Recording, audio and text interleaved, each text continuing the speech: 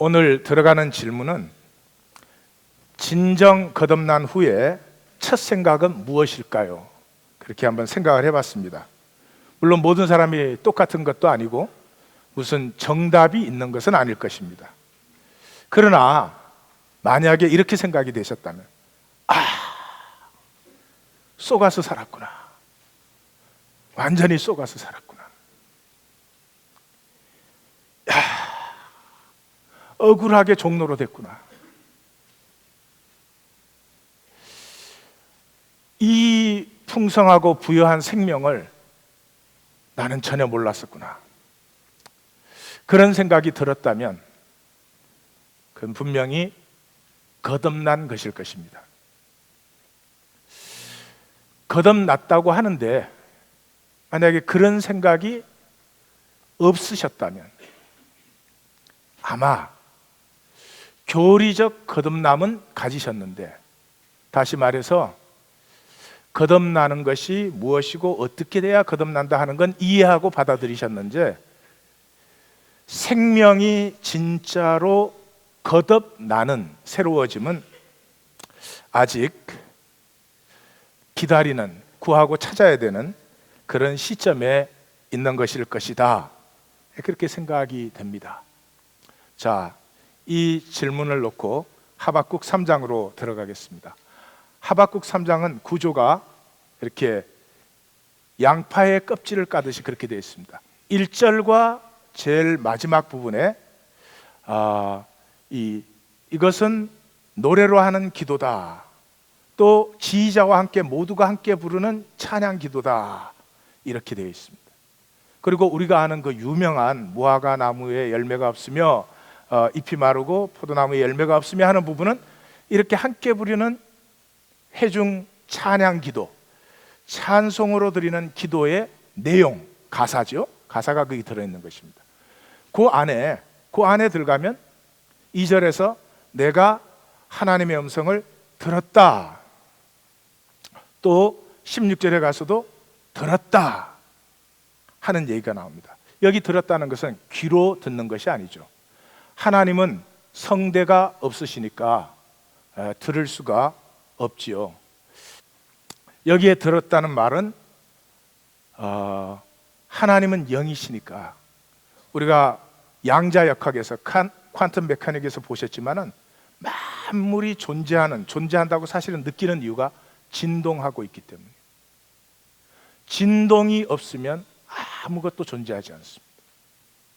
그래서 우리도 가만히 계셔 보시면 몸에 떨림을 느끼실 거예요. 건강한 사람은 규칙적이고 편안하게 떨리고 있을 거예요. 마음이든 몸이든 건강하지 못한 사람은 아마 그렇게 떨리는 것을 느낄 수가 있을 것입니다. 여기 하나님을 들었다는 것은 하나님의 진동이 나타났기 때문에 내 진동이 그 진동을 느끼는 것입니다. 두말할 것도 없이 폭풍우가 몰아닥치는 것 같은 엄청난 파장이 임하는 것입니다.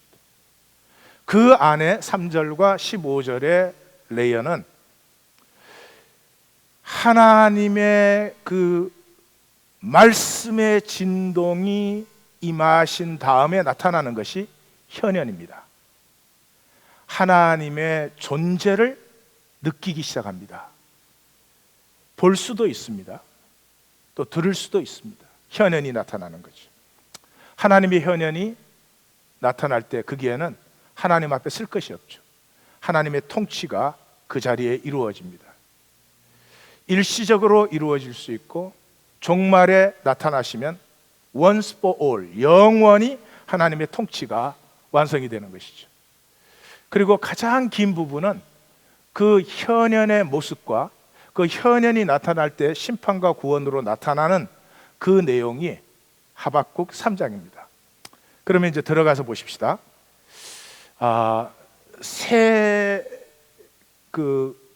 겹절에 그 바깥을 싼 부분들이 전체 대의가 들어있는 부분이죠.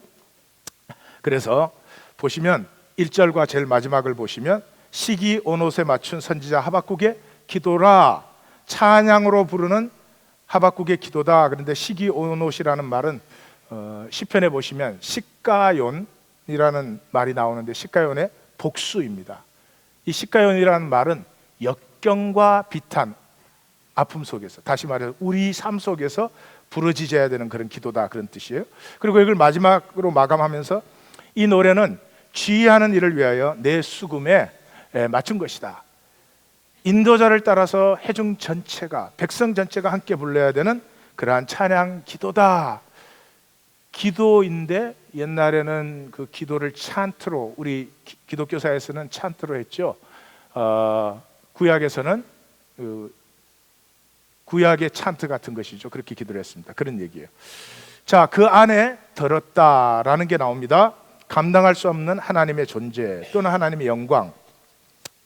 그래서 2절에 여호와여 내가 주의 일을 듣고 놀랐나이다 할 때 제가 말씀드린 바와 같이 존재의 진동 자체로 오늘 울림을 얘기합니다. 그래서 그 하나님의 존재의 울림이 내게 임하면서 fear and trembling, 키에르케고르가 그렇게 표현을 했는데 fear and trembling, 감당이 안 되죠.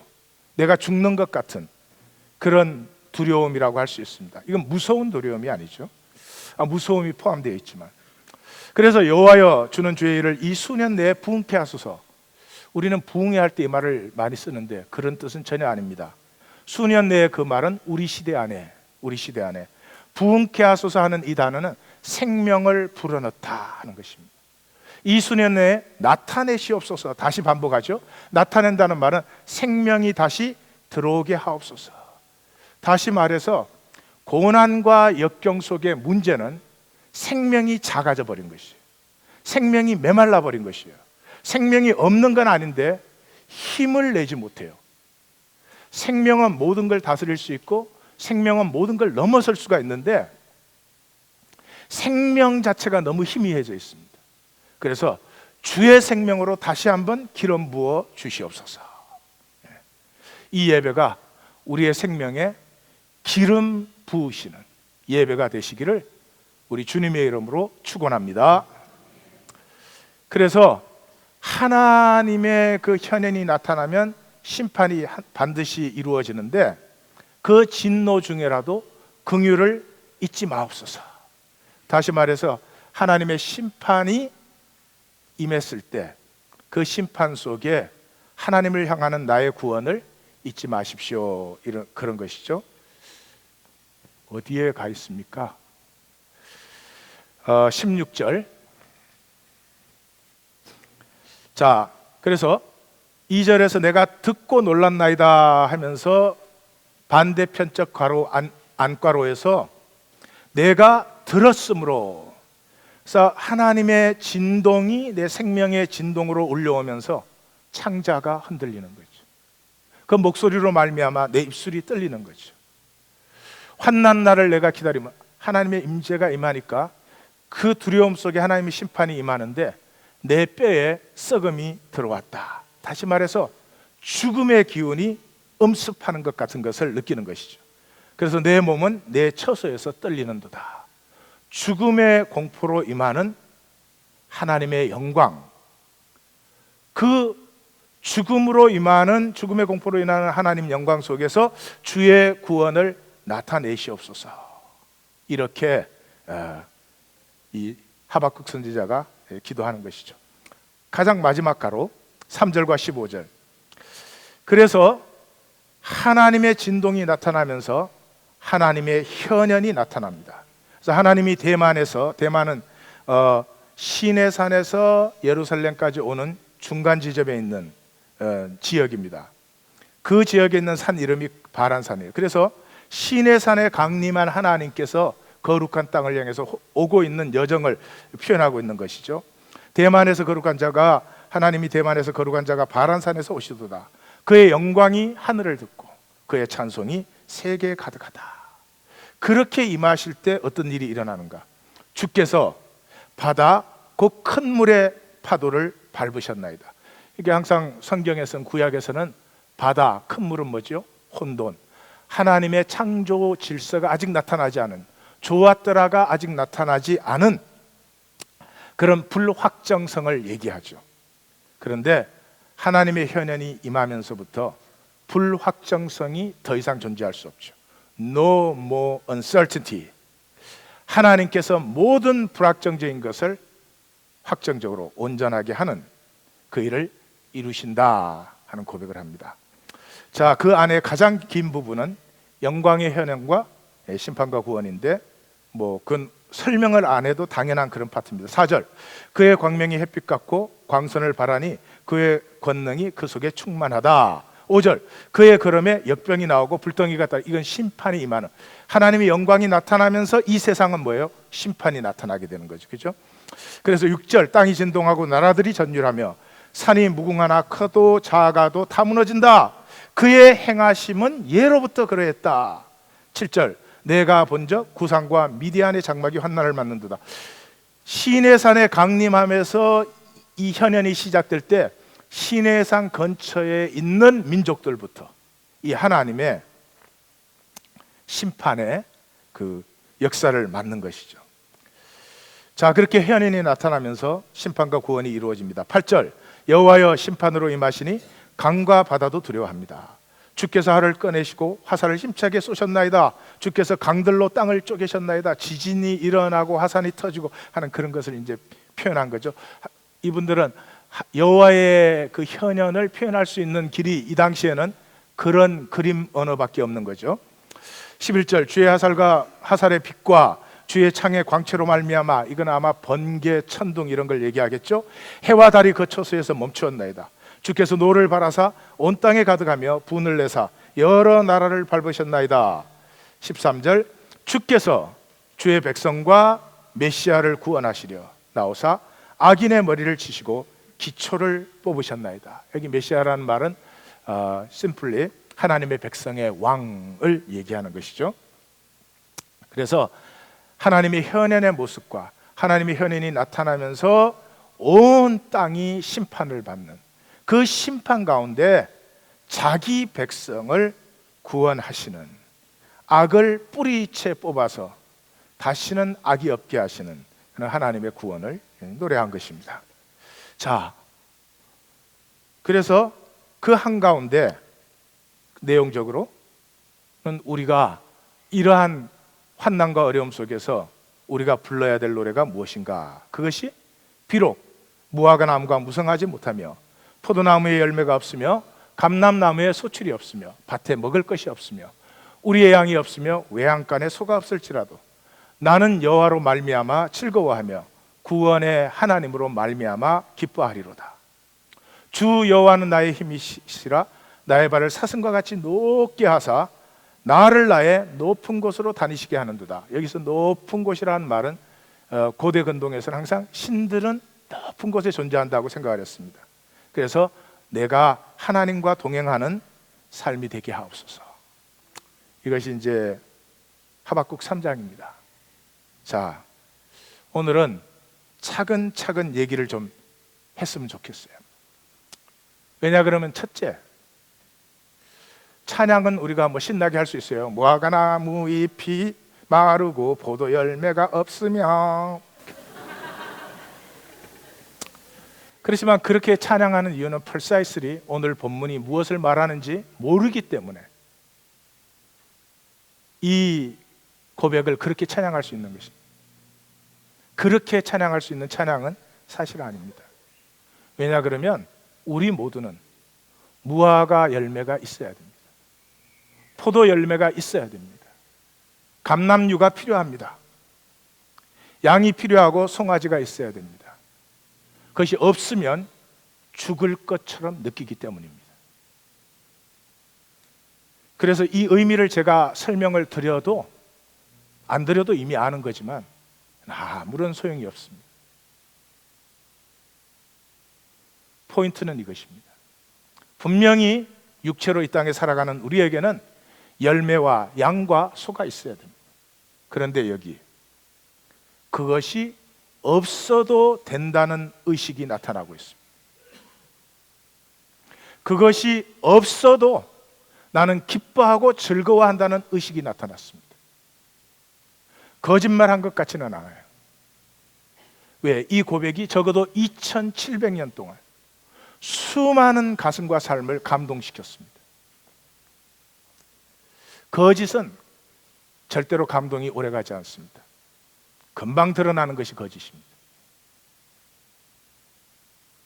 2700년 역사에 고난과 역정 속에 있는 사람들에게 이 찬송과 기도를 함께 나누면서 저들로 하여금 하나님의 나타나심을 체험하게 하고, 그로 말미암아 상황과 조건 때문에 내가 사는 것이 아니라 상황과 조건이 어떠해도 나를 나로 높은 곳으로 다니게 하시는 그 차원을 넘은 차원에서 문제를 초월해서 살아버리게 하는 그런 힘을 준 이 고백을 우리가 좀 차근차근 정리해 봐야 될 것 같아요. 하나님만 믿으면 뭐 우리의 양이 없어도 괜찮습니다, 아멘, 그렇게 끝나서 될 일은 아닌 것 같아요. 우리는 이미 너무 많이 그런 일을 해왔습니다. 제가 요약을 먼저 하겠습니다. 하박국 전체입니다. 하박국이 뭘 말이죠?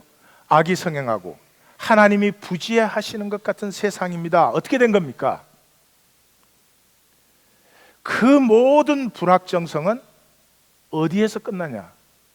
논리적으로 인간 정의, 인간 공의에서 끝나는 것이 아니라 하나님의 현현이 나타날 때 모든 불확정성은 사라지고 하나님의 확정성, 퀀텀 메커닉스에서 본 것처럼 퀀텀 레벨에서는 다 자기 마음대로 살아가지만, 우리 하나하나의 삶을 보면 자기 마음대로 살아가지만, 그렇다고 역사의 종결이 우리 마음대로 되는 건 아니다. 역사의 종결은 하나님의 확정성 안에 있다 하는 것을 보았습니다. 그런데 이 하나님의 현현이 나타날 때 우리의 존재는 죽음을 만납니다. 더 정확한 말로 한다면 절망을 만나게 됩니다. 이 죽음 속에서 만나는 것이 하나님의 영광입니다. 이 죽음 속에서 하나님의 영광을 만날 때, 그때 확정성의 고백이 불확정성을 사는, 지난주에는 쩍이더니 이번 주에는 성이구나. 저도 제가 이렇게 안 했으면 좋겠는데 그래도 할 수 없어요. 하나님의 확정성이 오늘 불확정성을 사는 나에게 확인되어 버렸기 때문에 불확정적인 조건과 상황은 더 이상 나에게 절대적인 의미나 가치가 되지 않습니다. 그래서 때로는 좋아 보여도 때로는 힘들어 보여도 나는 나의 길을 갈 수 있다. 이걸 성경적으로 표현하면 오직 의인은 믿음으로 말미암아 살리라, 그런 뜻입니다. 자, 의미를 정리를 하겠습니다. 첫 번째, 구원에서부터 시작하십시다. 우리가 구원받았다 그럽니다. 구원받았다는 말은 생명의 얘기입니다. 생명. 죽을 수밖에 없는 우리가 생명을 받았다. 생명은 조건이나 지위나 자격이 아닙니다. 생명은 그 자체로 신비해요. 그냥 장미는 장미로서 아름다운 거예요. 사슴은 사슴으로 신비스러운 거예요. 장미가 자기를 막 임프루브 하려고 그러면 더 추해지는 거죠. 사실 이 세상에 인간이 추한 이유는 바로 거기에 있습니다. 자기로 피어나면 너무나 아름다운데 자기를 증명해 보이려고 하면 너무 어글리해지죠. 부부 사이를 보면 간단합니다. 그죠? 아내든 남편이든 자기 자신으로 편안하면 부족하고 못나도 그 모습이 자연스럽고 편하고 아름답습니다.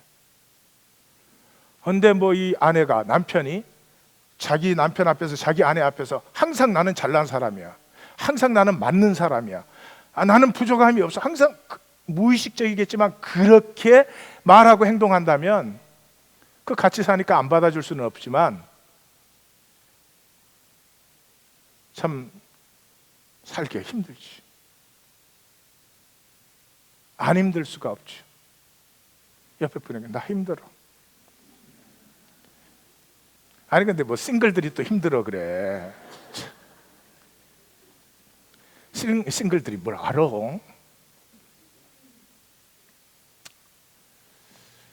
구원은 생명 문제입니다.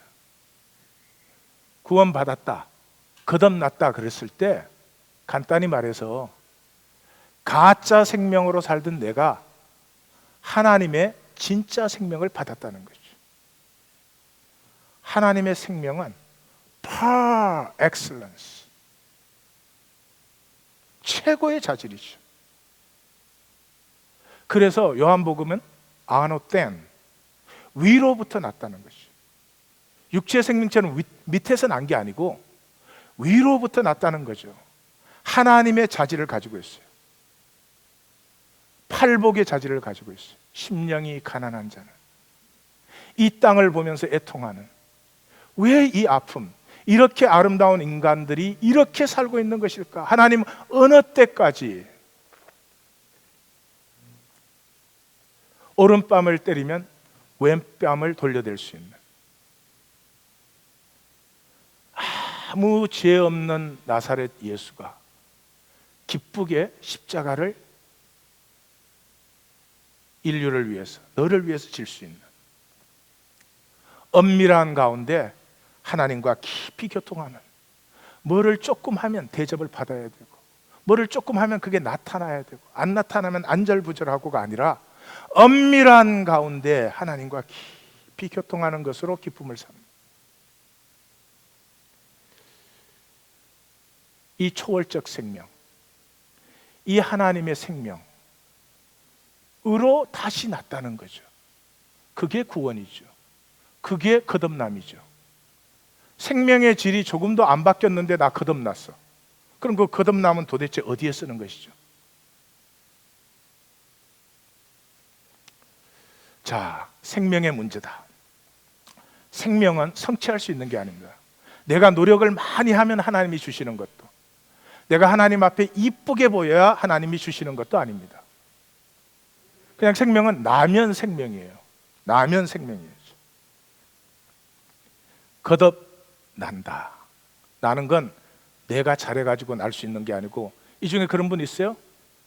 막 저 엄마 뱃속에 잉태되기 전에 많이 도 닦아가지고 탁 태어나신 분 없죠? 그냥 태어난 거예요. 육이 죽으면 영은 태어나게 돼 있어요. 근데 이 문제가 여기에 있죠.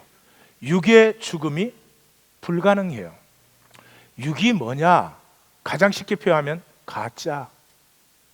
육으로 산다는 말은 가짜로 산다는 거예요. 거짓 생명이에요, 육은. 또 우리 하나님 교회 단어로 표현하면 생존이에요, 생존. 생존은 가짜로 살아야 생존합니다. 진짜로 살아서는 생존 안 돼요. 예? 우리 하나님 교회도 오셔가지고 만약에 진짜로 한번 말을 해보세요. 아니, 이학권 성도, 그 졸리는 설교는 왜 그렇게 길게 해? 예? 앉아있는데 허리 아파 죽겠어. 다음 주부터 절반으로 자르셔. 그래 봐요. 생존이 안 된다니까. 너무 기뻐하신 분들은 내가 다 봐뒀어요. 근데 우리는 거짓 생명으로 잉태돼서, 거짓 생명으로 태어나서, 거짓 세계 속에 세례를 받고 거짓 세계, 거짓 생명으로 이때까지 살아왔습니다. 이거 버리면 나 없어지는 거예요. 이것 때문에 평생 고생한 거예요. 이것 때문에 얼마나 애를 썼는지 몰라요. 근데 그걸 놓으라. 아무리 맞다는 것을 이해하지만 놓아지지는 않습니다. 그래서 우리는 종교를 만들었죠. 종교를 만들면 그게 맞는 말이니까 인정을 할 수 있어요. 근데 사는 건 계속 내가 살던 대로 살아가지요. 종교를 통해서 조금 포장도 멋있게 했을지 모르고, 종교를 통해서 다른 사람에게 상당히 양질의 제품을 보여줄 수도 있을지 모르겠어요.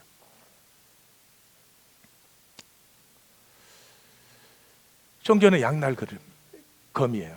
그걸 그릇으로 삼아서 내용을 잘 담을 수도 있고, 그걸 대체품으로 딱 붙들고 내용은 끝까지 없을 수도 있어요. 그래서 굉장히 조심해야 되는 것이 종교입니다. 자, 육이 죽으면 영은 그냥 거듭나는 거죠. 영으로 나는 거죠. 근데 육의 죽음이 우리로서는 불가능해요. 그럼 어떻게 하면 육이 죽을 수 있느냐? 그게 이제 하나님의 영광을 만나는 것이죠. 예, 이런 죽음은 자살도 안 됩니다. 하나님의 영광을 만날 때, 여러분, 거짓은 진리를 만나면 그냥 맥을 못 써요. 자, 만약에 이 예화가 오늘은 좋지 않은 예화만 이렇게 떠오르는지 알 수가 없네. 이학권 성도가 신학교 졸업한 적이 없어. 목사 안수 받은 적도 없어. 한국 갔다 오다 비행기에서 받았어. 옆에 그 승객을 잘 만나가지고 그랬는데 성도님들이 그걸 다 알아버렸어. 그 순간에 누가 말 안 해도 나는 여기 못 씁니다. 내 말 자체는 그 즉시로 권세를 상실해 버립니다. 능력을 빼앗겨 버립니다. That's what happened to us. 내가 하나님의 형상으로 창조되고 하나님 예수 그리스도 안에 하나님을 아버지라고 부르면서 살고 있는데, 내 삶의 권세와 능력이 상실되어져 있다면 분명히 거짓에 쏟고 있는 것입니다.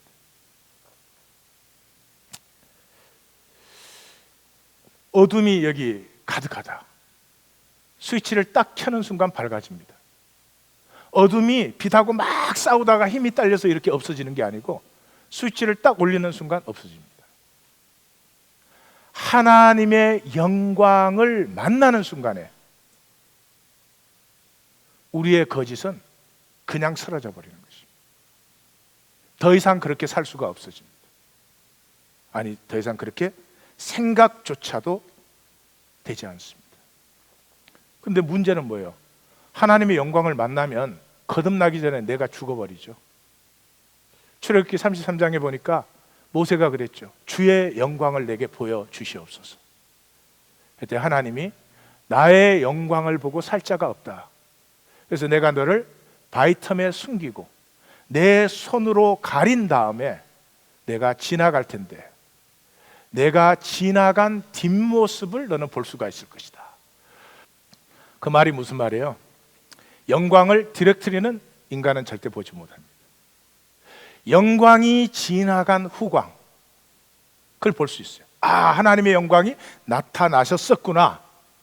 그것이 인간의 한계예요. 하나님의 영광을 만나야 내 육이 죽고 거듭나겠는데, 영광 만나는 순간 죽어버리니 거듭남이고 모고가 다 없어지잖아요. 그래서 하나님이 어떻게 하셨어요? 아스피린을 만든 거예요. 아스피린처럼 유용한 약은 인류 역사에 없습니다. 고대 중국부터 그걸 썼죠. 열이 나고 감기가 걸리면 한의사가 이렇게 버드나무 집에 가서 버드나무 잎을 좀 씹어 먹고 내일 다시 오세요. 그 버드나무 잎에 아스틸린 뭔가 하는 게 그게 들어갔고 그게 아스피린 만드는 원료 아니에요.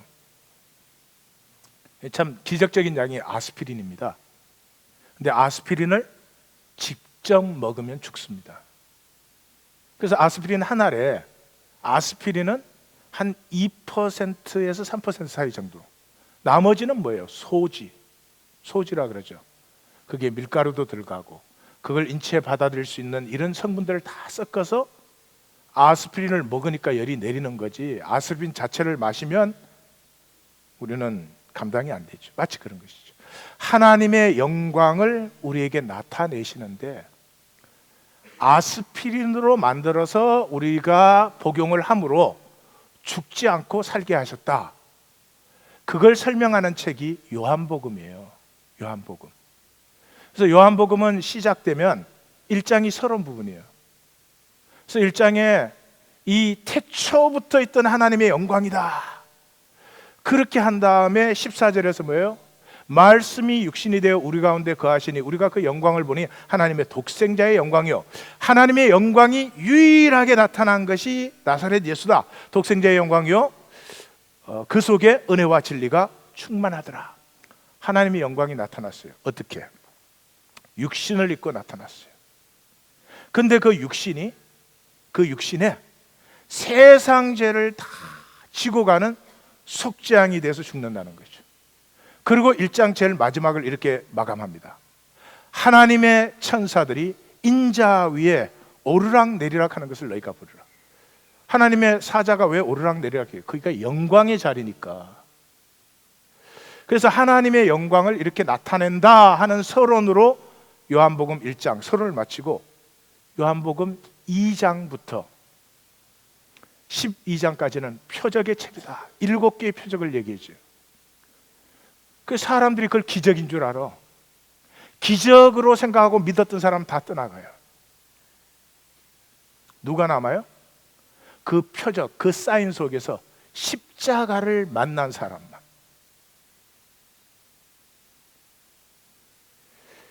그래서 12장이 마감되고 13장이 시작되면서 13장에서 20장까지를 영광의 책이라고 부릅니다. 그래서 12장이 마감되고 13장이 시작되는 데서 영광이라는 단어가 얼마나 많이 나오는지 말로 다 할 수가 없어요. 인자가 영광을 얻을 때가 왔도다. 뭐예요? 십자가 질 때가 아버지의 이름을 영광스럽게 하옵소서 하시니 이에 하늘의 소리가 나서 내가 이미 영광스럽게 하였고, 내가 육체로 하나님의 임재가 온 것 자체가 영광이죠. 또다시 영광스럽게 하리라. 내가 땅에서 들리면, 이것도 영광을 표현하는 단어예요. 들리면 모든 사람을 내게로 이끌겠느라. 그래서 인자가 들려야 하리라. 그러나 사람의 영광을, 근데 많은 사람들이 그 7개의 표적을 보고도 다 떠나갔어요. 왜 그래요? 사람의 영광을 보지 하나님의 영광을 못 보니까. 하나님의 영광을 직접 만나면 죽으니까 쌓여서 왔어요. 멋진 포장지가 아니라 브라운백에 쌓여서 왔어요. 사람들이 보고도 몰라보는 사람이 훨씬 많은 거죠. 12장을 그렇게 끝내요. 그 영광이 이렇게 나타났음에도 불구하고 사람들이 사람의 영광을 보지 하나님의 영광을 모르기 때문에 다 떠나갔다. 그리고 13장이 시작되면서 지금 인자가 영광을 받았노라. 가룟 유다가 자신을 팔기 위해서 나가는 순간에 한 얘기입니다.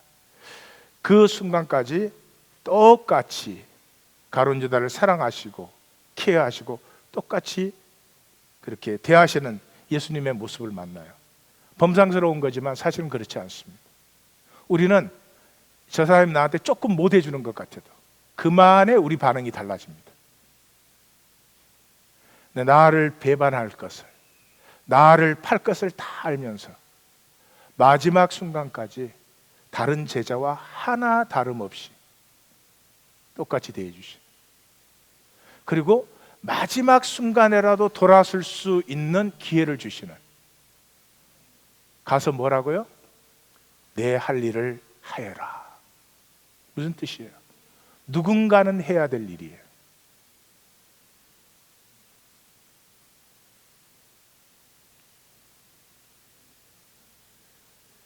각자의 선택이지만 누군가는 하게 된 일이죠. 그러나 한 후에 돌이킬 수 있도록 내 할 일을 하여라. 그 유다가 나가자마자 지금 인자가 영광을 받았고 하나님도 인자로 말미암아 영광을 받으셨도다. 만일 하나님이 그로 말미암아 영광을 받으셨으면 하나님이 자기로 말미암아 그에게 영광을 주시리니 곧 주시리라. 십자가는 생명의 죽음 안에 품어 넣은 하나님의 영광이에요. 하나님의 영광을 아스피린으로 만드신 거죠. 예수님께서 부활하신 것이 아버지가 그 죽음을 안고 그 죽음 안에 예수가 죽었기 때문에 죽음보다 크시고 죽음을 지나는 아버지의 사랑과 생명으로 부활이 된 것처럼 예수의 죽음 속에 우리를 품었습니다. 저는 저 자신을 위해서 기도할 때 거의 100번 기도하면 99번은 그 장면을 꼭 만납니다. 주님이 십자가에 달려 계시는데 그 십자가의 가슴에 나를 품고 있어요. 그래서 이 흐르는 피가, 채찍에 맞고 가시 면류관에 흐르는 피가 내 정수리를 뚫고 내 몸에 흘러요. 그 장면을 이렇게 항상 봐요. 생각으로 보는 거지만.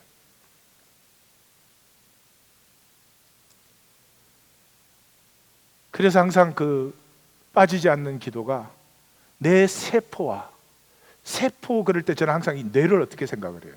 썸하고 저는 뇌를 생각해요.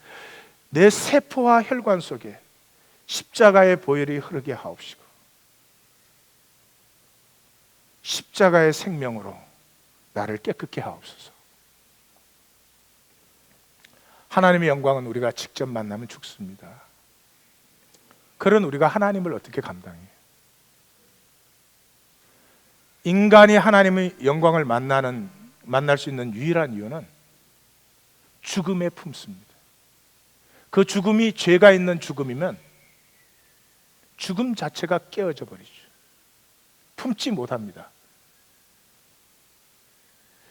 죄 없는 죽음이기 때문에 그 죽음 속에 하나님의 영광을 품을 수 있습니다. 그리고 그 죽음을 우리에게 주신 것입니다. 그 죽음을 우리에게 주신 것입니다. 이 죽음을 만나지 못한 거듭남은 그게 어떻게 거듭남이 돼요? 예? 그래서 여러분 성경을 읽어보십시오. 이 복음의 비밀을 만난 사람들이 항상 하는 얘기가 뭐예요? 그의 죽으심과 합하여 세례를 받았다. 그의 죽으심으로 나도 죽었다. 그가 장사됨으로 나도 장사되었다. 그가 부활하심으로 나도 부활되었다. 그의 죽음 속에 나를 품어 안으신 거죠. 그래서 뭐라고 그래요? 죄에 대해서는 죽은 자로 여기고 하나님에 대해서는 산 자로 여기라. 우리에게 그렇게 부탁을 하는 거죠. 이 육의 죽음을 만나시면 하나님의 영광, 하나님의 진리를 만나는 순간 내 거짓은 그냥 쓰러지는 것이죠. 이것은 질적 변화입니다. 그때부터 갑자기 기도를 2배로 한다 그런 것이 아닙니다. 기도 2배 할 수도 있고 10배 할 수도 있어요. 그러나 그런 양적인 것이 중요한 것이 아니라 물이 포도주로 바뀌는 질적 변화가 일어나는 거죠. born again이에요. 그런데 죽지 않고 새 삶을 산다는 born again이 아니고 더블 라이프. 더블 라이프를 사는 사람의 특징이 있어요. 굉장히 힘들어요. 양쪽에 다 똑바로 해야 되니까. 그래서 요즘 기독교인들은 굉장히 힘들어요. 교회에 와서도 인정받아야지, 회사 가서도 인정받아야지. 너무 힘들어. 하나만 선택해. 교회만.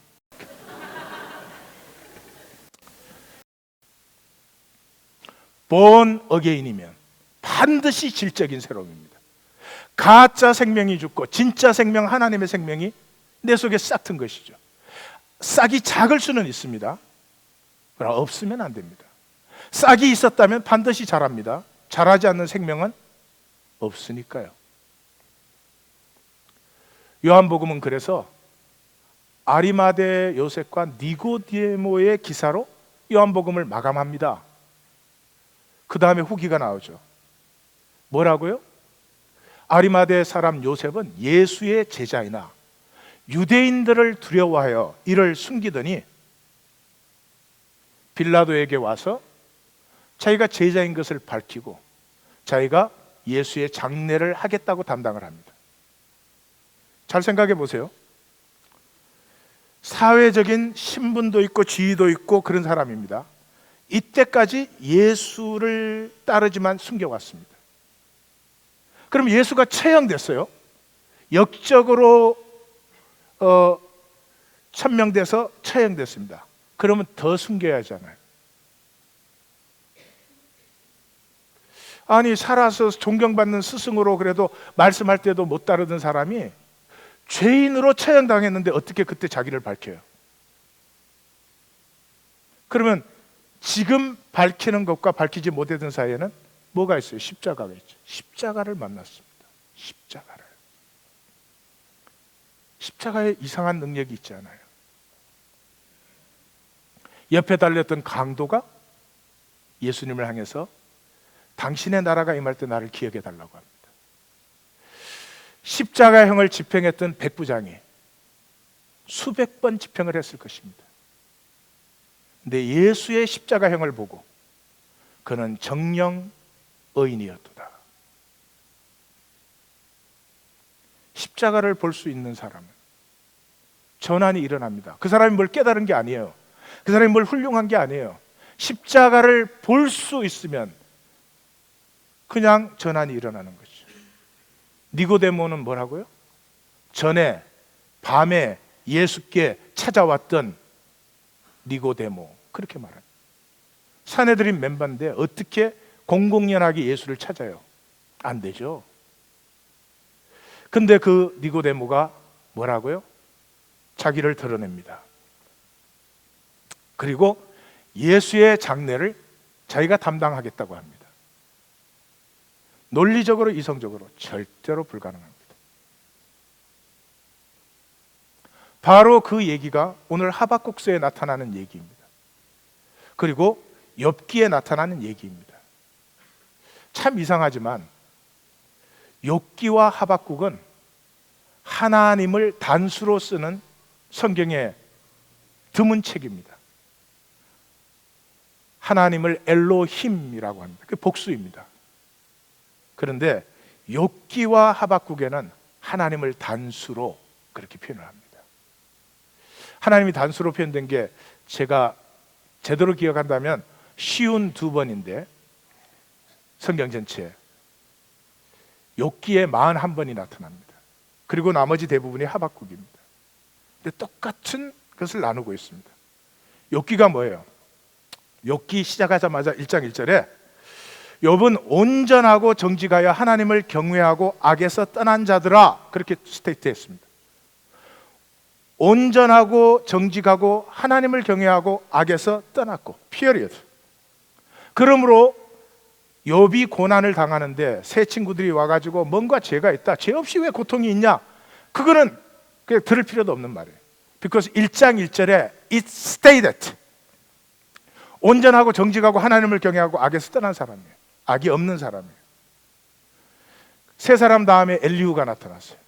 엘리후는 야, 그 뭐 죄가 있다 없다 그런 말로 고통당하는 사람 더 힘들게 하지 말아라. 하나님의 주권이다. 하나님의 주권. 하나님의 주권에 뭐 고통스럽게 하려면 고통스럽게 하는 거지. 뭐 말이 많어. 엘리후가 또 제일 그래도 멋있게 말한 것 같아요. 근데 그게 욥에게 답이 됩니까? 안 되죠.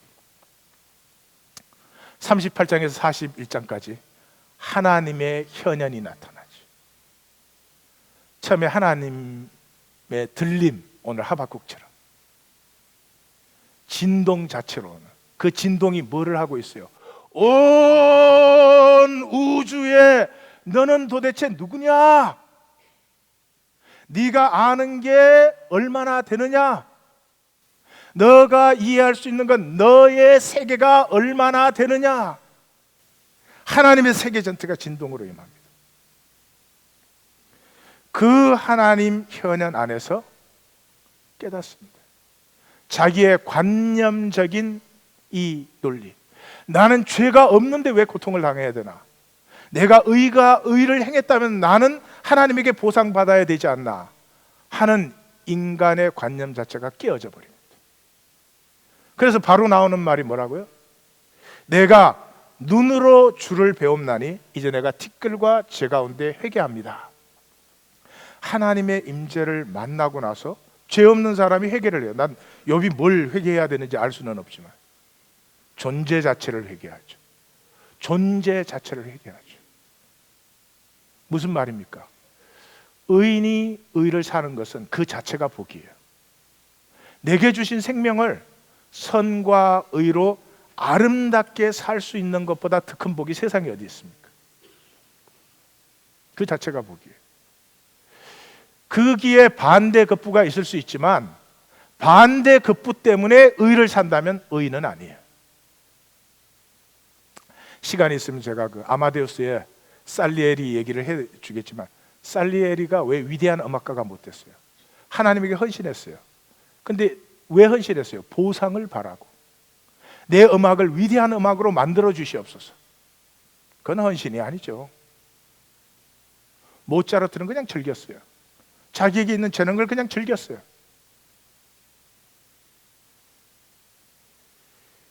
하박국이 하나님 현현에서 만난 것도 똑같은 거죠. 왜 악인이 성행합니까? 왜 죄를 보고 이렇게 그냥 놔두십니까?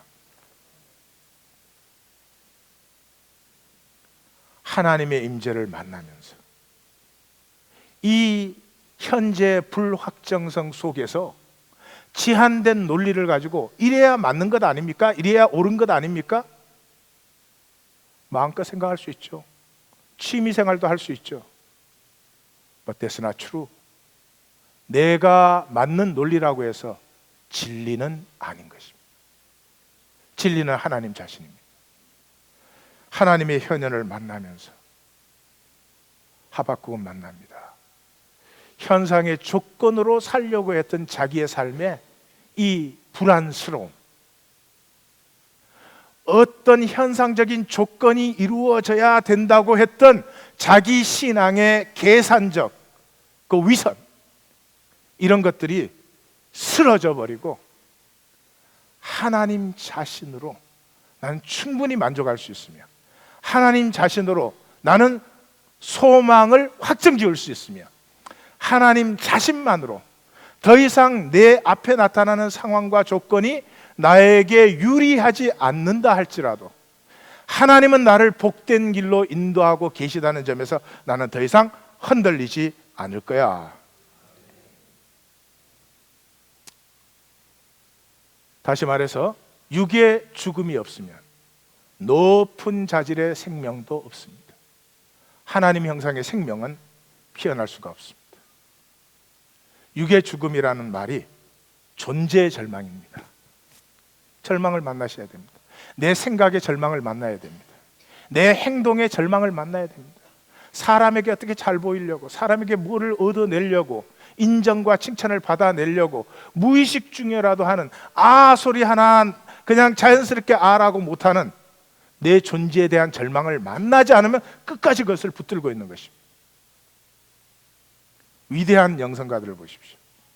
어거스틴의 고백록에, 토마스 머튼의 칠천산에, 사도 바울의 로마서에 다 나타나지 않아요? 사도 바울의 로마서 7장 유명하잖아요. 나는 육신에 팔려 제 아래, 육신에 속하여 제 아래 팔렸다. 내가 원하는 것은 행하지 않고 원치 아니하는 것을 도리어 행한다. 미워하는 것을 행한다. 원하면 내게 있지만 내가 선을 행하는 것이 없다. 알았다. 내 속에 거하는 것이 죄구나, 거짓이구나. 내 속사람의 법으로는 하나님을 즐거워하지만 내 지체 속에 있는 다른 법이, 거짓이 내 마음의 법과 싸워서 죄의 법으로 나를 사로잡았구나. 오호라, 나는 공고한 사람이로다. 이 사망의 몸에서 누가 나를 건져내랴. 놀라운 것은 이 고백이, 절망이 이루어지면서 그 다음에 뭐를 어떻게 했더니가 아니고 그 절망의 디아들 사이드가 뭐예요? 그러므로 우리 주 예수 그리스도로 말미암아 하나님께 감사하리로다. 절망 자체가 구원입니다. 내게 절망하는 그 자체가 하나님의 영광이 나타나기 시작한 것입니다. 내가 내 자신에게 절망하는 순간부터 하나님은 내 삶의 가장 중요한 변수가 되기 시작할 뿐만 아니라 오늘 우리가 찬양한 것처럼 하나님의 역사가 내 삶의 발걸음 속에 나타나기 시작하는 것이죠. 그래서 진리가 자유케 한다. 그리스도께서 우리를 자유케 하셨다. 갈라디아서에서 사도 바울은 이렇게 말합니다. 내가 우리 주 예수 그리스도의 십자가 외에는 결코 자랑할 것이 없다. 왜? 세상이 나에 대하여 십자가에 못 박히고 내가 또한 세상에 대해 십자가에 못 박히고. 무슨 말이죠? 내가 세상의 거짓에 대해서 죽어버렸다. 그러니 세상이 나를 종로로 시킬 필요도 없고 나도 세상에 바랄 것도 없죠. 그래서 내 자랑은 뭐예요? 예수 그리스도의 십자가밖에 없다. 위대한 종교인 됐다는 거 아닙니다. 예수 그리스도의 십자가만 자랑이 되면 이 세상에 내게 자랑이 될 것이 아무것도 없죠. 그럼 자유한 것이죠. 자유한 것이죠. 잘 살려고 사는 것도 아닙니다.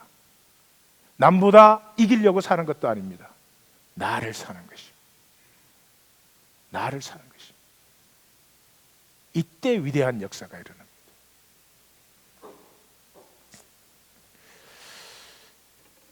이것이 우리의 육체를 입고 있는 동안에 자유가 완전하지는 않죠. 그러나 분명히 싹은 터 있어야 되고, 싹이 터 있다면 그건 반드시 자라게 되어 있습니다. 사도 바울의 고백을 한번 들어보십시오.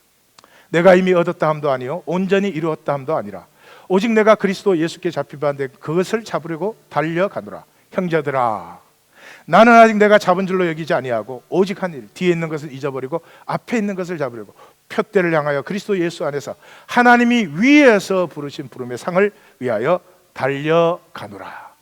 우리 성도님들의 삶의 고백이 되시기를 주의 이름으로 축원합니다.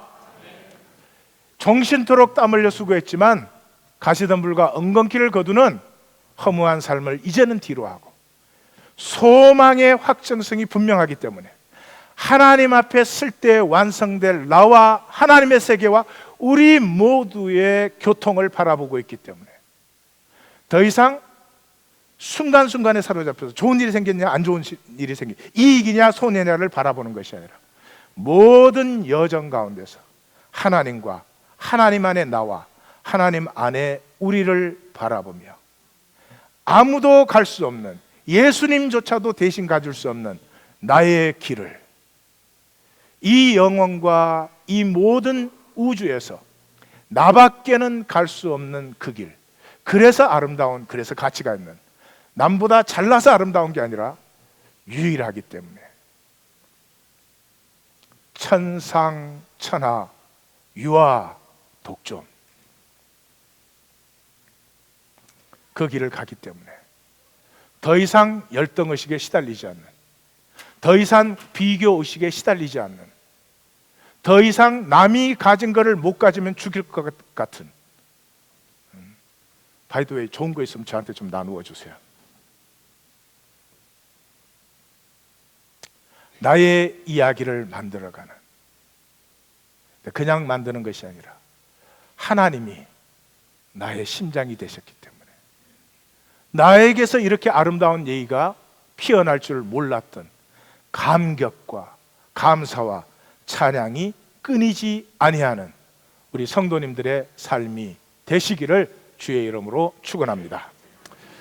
선지자가 함께 고백하자 한 찬양이니 우리도 함께 고백하겠습니다. 비록 무화과 나무가 무성하지 못하며 포도나무에 열매가 없으며 감람나무에 소출이 없으며 밭에 먹을 것이 없으며 우리의 양이 없으며 외양간에 소가 없을지라도 나는 여호와로 말미암아 즐거워하며 구원의 하나님으로 기뻐하리로다. 주 여호와는 나의 힘이시라. 나의 발을 사슴과 같게 하사 나를 나의 높은 곳으로 다니게 하시리로다. 아멘. 기도하십시다.